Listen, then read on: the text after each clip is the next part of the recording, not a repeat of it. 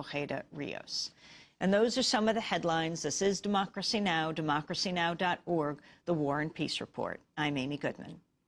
More than 23,000 representatives of private industry are working quietly in collaboration with the FBI and the Department of Homeland Security.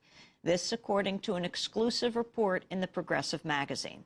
The business leaders form a group known as InfraGard that receives warnings of terrorist threats directly from the FBI before the public does.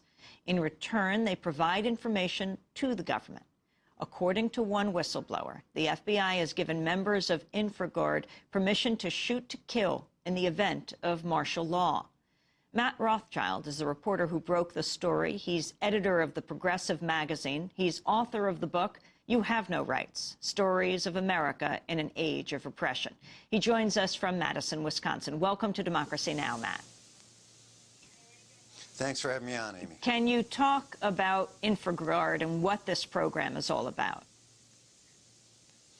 Yeah, it was formed in 1996 by the FBI. It's an FBI program that works directly with businesses across the country. More than 350 of the nation's Fortune 500 companies are involved in it. And on one level, it's like a corporate tips program. These companies, these representatives of these companies, feed the FBI information about threats. They also can give the FBI information about disgruntled employees and have the FBI investigate them. So the pipeline goes that way, and the pipeline goes the other way, too. The FBI gives these 23,000 business people almost daily threat warnings that the public never gets, since in at least one occasion, a government official, Governor Gray Davis of California, didn't get until he heard from his brother, who was in InfraGard, about threats to the bridges in California. Tell us more about InfraGard.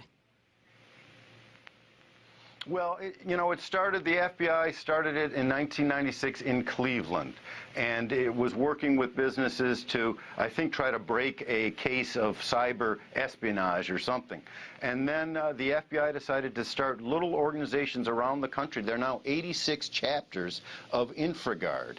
And the FBI and now Homeland Security are working with these local chapters, statewide chapters, and they have meetings. They have these secretive meetings around the country, and at some of these meetings, the FBI and the Homeland Security agents tell business people what their responsibilities are during times of an emergency or martial law.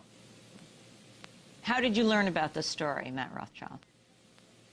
Well, Amy, it's interesting. A friend of mine who works in radio told me about it because I had been on his show talking about the May 9th, 2007 National Security Directive that George W. Bush had issued, that National Security Directive on national continuity policy. Bush gives to himself the power to control the whole government and the responsibility to take care of our Constitution, if you can believe that, given what he's done to our Constitution so far, in times of an emergency. And in that document, that May 2007 document, Bush talks about the need to work in times of an emergency with private sector actors. So I was on his show, Lee Rayburn's show, talking about this, and after the show he said, you've got to listen to something we just heard from a whistleblower who told him he was a member of this organization, InfraGard, that I'd never heard of, Amy.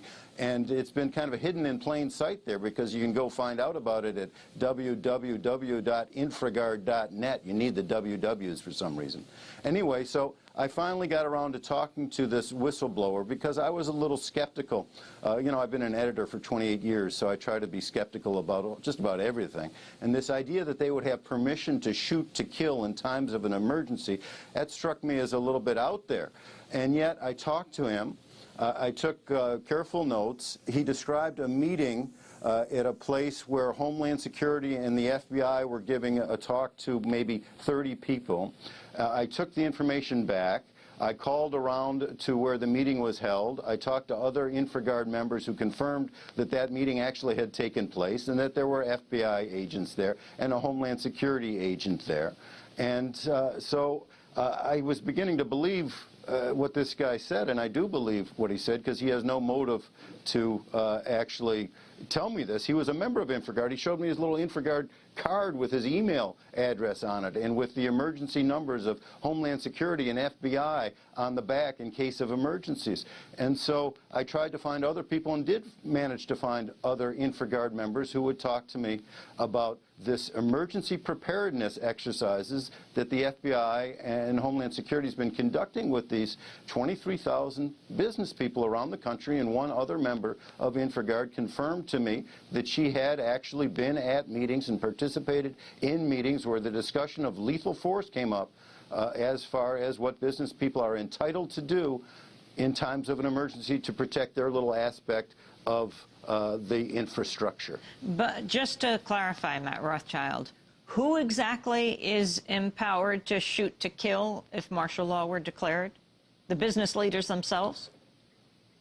The business leaders themselves were told, at least in this one meeting, that if there is martial law declared or if there's a time of an emergency, that members of InfraGard would have permission to protect, whether it's the local utility or, their computers or the financial sector, whatever aspect of the infrastructure they're involved with, they'd have permission to shoot to kill, to use lethal force to protect their aspect of the infrastructure, and they wouldn't be able to be prosecuted, they were told.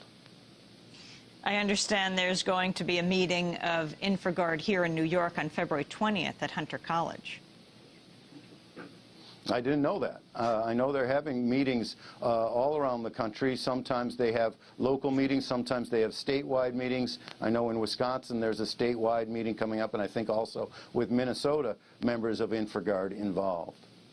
I'm just looking at the website that says meetings and events. Join us February 20th, 2008, Botnets, Hunter College School of Social Work.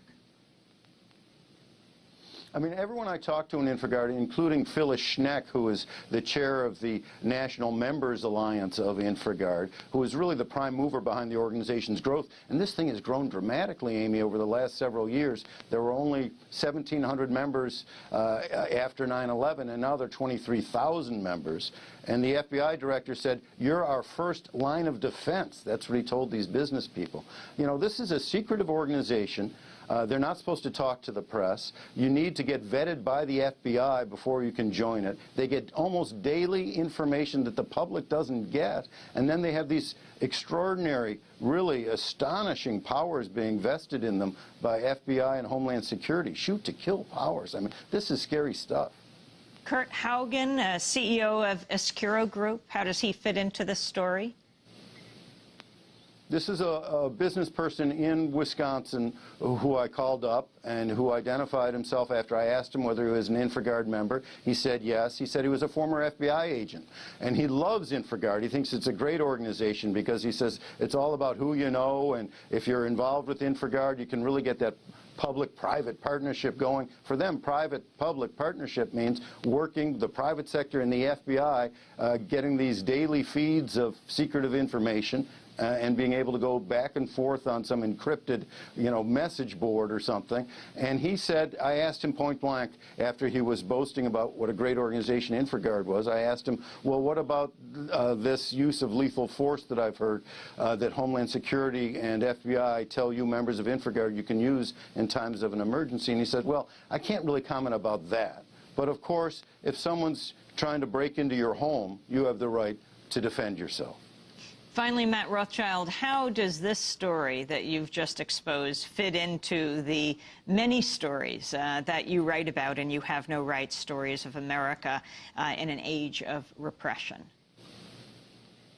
Well, it's just another piece. It's another piece of our Bill of Rights just going down the tubes. It's another aspect of repression that the Bush administration has built up. It goes along with the illegal searches and seizures. It goes along with Guantanamo and torture. It's kind of all of a piece. And once you put the pieces of the puzzle together, it's really frightening what's happening to our democracy here, Amy.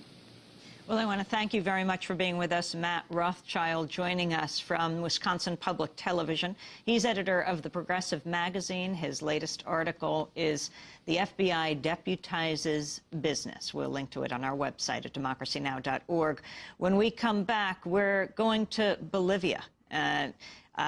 scholar, a Fulbright scholar, and American Peace Corps volunteers say the U.S. Embassy there told them to spy on Venezuelans and Cubans in Bolivia. Stay with us.